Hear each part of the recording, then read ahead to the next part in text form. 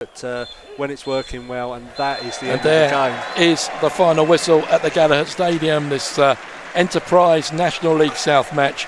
It's finished Maidstone United 2, Hampton and Richmond Borough 0. In the end, Maidstone deserved winners.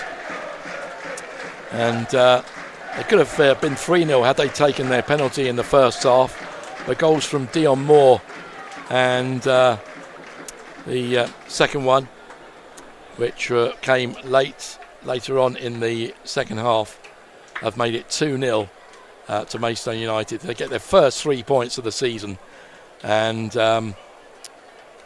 they can now look forward to the next match on Saturday. But how would you reckon Hampton and Richmond will be feeling about this?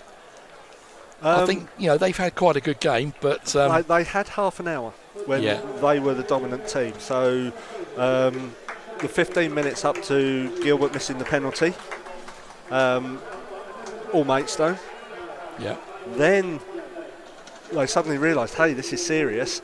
Started getting their passing more crisp, started getting it together, and actually started disrupting Maidstone's game as well. And looked like, certainly going into half-time, the better team, almost like you do not want half-time when your team's playing like that. Yeah. And then the second half, I think Maidstone really dominated every phase. I mean, we saw a bit more from Hampton than we did early in the first half, and there's part of a chance that it could have been slightly different if one of the half chances that Hampton had of popped in. The story might have been different, and Maidstone might have managed it, had to manage it differently and done differently.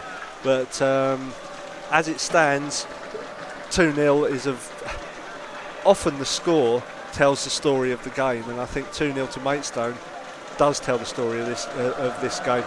Maybe Hampton will feel that they were unlucky not to go in at half time, maybe with the goal. They should have conceded one. I'll go back to your words about one of the most awful penalties I've ever seen. Okay. Sorry, John. But it has to be, Maidstone's game, and if we want to be one of the teams that people are looking at, not necessarily. I'm not going to, sugarcoat it and say we have to finish first, second, or third. May do. Who knows if they get it together and keep it together.